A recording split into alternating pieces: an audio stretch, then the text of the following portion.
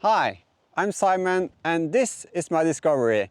I had this car for 11 years and I think I've been overlanding for 9 of those years. And last weekend I went overlanding to the Scandinavian Overland Expo, was there for 4 days, and during that time I found there were 2 things that I felt like the Overland Rig fell short. And that is what we're going to talk about today.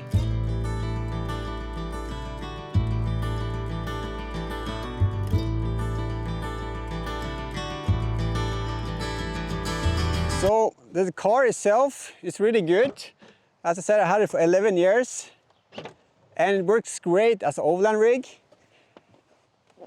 But like the weather today, really sunny, there's one thing that I'm missing, and basically it's just shade. I haven't had an awning because often when we go overlanding, I usually with my gang, my crew, and we use the tarp between the cars or into some trees. But this time at the Overland Expo and in an area like this, when I can't park next to trees or I don't have anyone with me, I don't have any shade.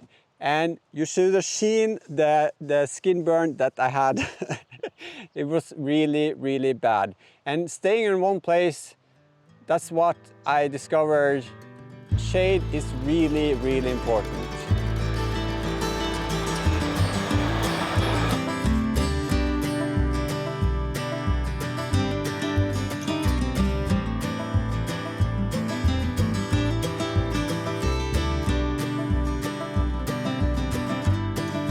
And as you see, yeah, the car will cast some shade, but it's definitely not enough, and you only get it on one side. So I'm thinking I now need to get an awning. The problem is I can't really find an awning that fit my needs. So you have the regular 2x2 awnings going straight out. I found them not quick enough for the rain. It's good enough for when it's sunny, but for rain, I don't find them quick enough because I want to have the ability to just go out, swing it open, make some lunch, and then get back on the road, closing it quickly. Also, the 270 awnings are so big, so heavy, and the limited roof capacity on the Discovery is just 75. So having the beanie on, yeah, it would be nice, but it's so big. So I need to find a separate solution for my setup. And one thing I need to consider with the 270 also is the height where it needs to be mounted, because it needs to clear the back gate. I also thinking you can do like a 180 awning which goes straight out, and then I have the gate, the upper tailgate to be covered in the rear, but I'm not sure if that's enough. So you could do 2 awnings maybe, or maybe make something myself, and that is what I would like to do. Make a short 270 degrees awning somehow. So coming to awning, I'm not really sure what I should do, but I would love to hear your experience, and if you can put down a comment which awning you have, what is good, what it's bad. And especially if you have the 270 awning from Alucab, the short one, I would really like to, because I think that maybe is the closest to what I want. The 270, which is only 2 meters, about here, probably is a good setup for keeping the weight down as well. So be sure to put down a comment and help me out. I will love to hear your experiences. And talking about experiences, the next thing I experienced staying in one place, we're going to talk about now. Okay, so onwards to the next issue, and that is battery life. So I put in 100 amp hours of lithium battery, which has a distribution board and is all separate from the car. Staying in one place, the battery just fell short of what I needed for a 4-day trip. So usually we drive a lot, and then I just replug the fridge into the car when driving, meaning I get a lot of hours just straight from the car. Now staying in one place, I had to use the battery, lithium battery, because it was so warm. I needed the fridge to go to spin up during the whole day, and even the evenings was really warm.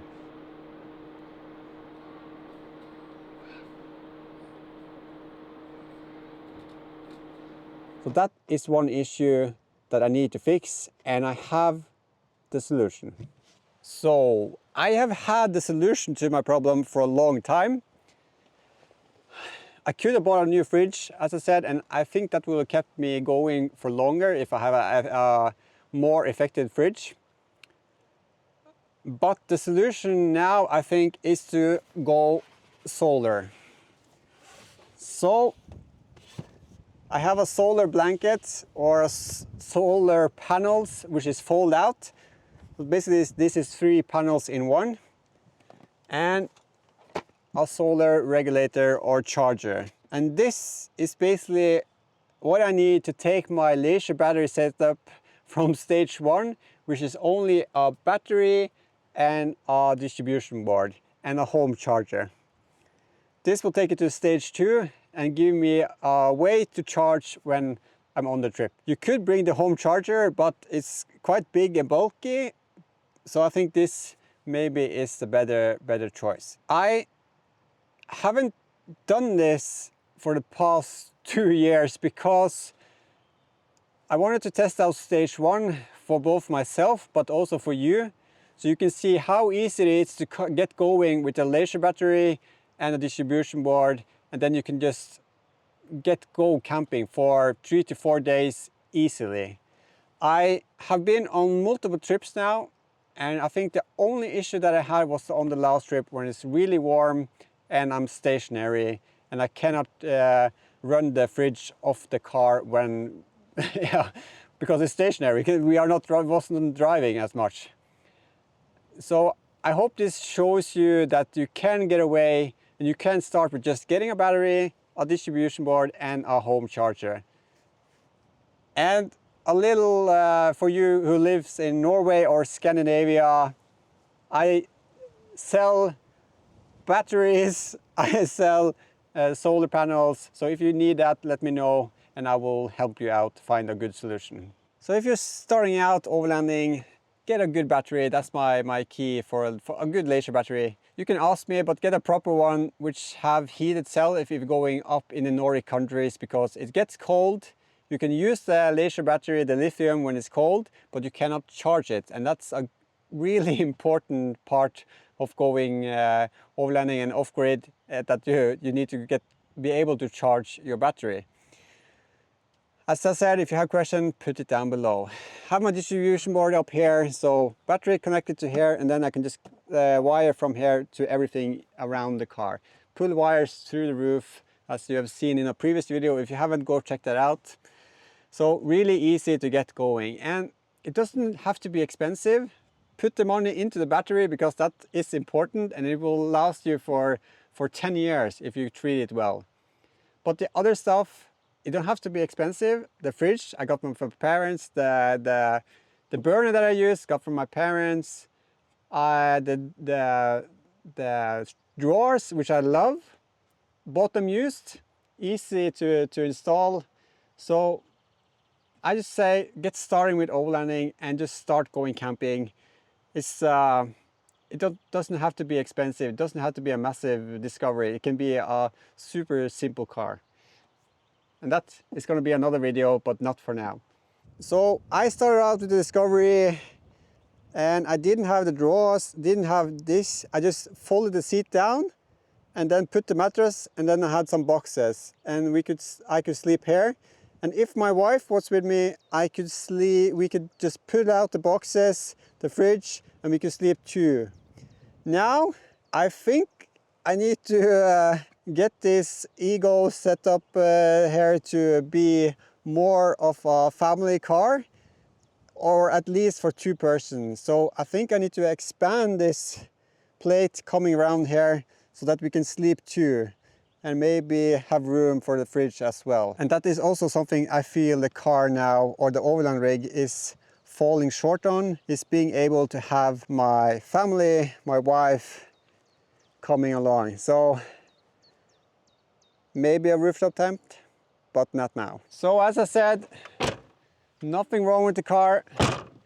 It's a great platform for going overlanding. I just have noticed something that I need to fix, and I'm going to fix going forward alongside the other things that I need to fix with the Discovery. But I hope you like this video. I hope you will take a look at the other videos that I have done for building this, and also see my stage 1 laser battery setup. It's a good way to start, and as I said, it don't have to be expensive. Just get going, start camping, and then yeah, figure it out as you go. Thank you so much for watching. Remember to subscribe. You can watch some more videos down here. And then if you want to support me even more, I would love it if you check out Patreon. It doesn't cost much, just a coffee cup, and it will help me out doing more videos like this.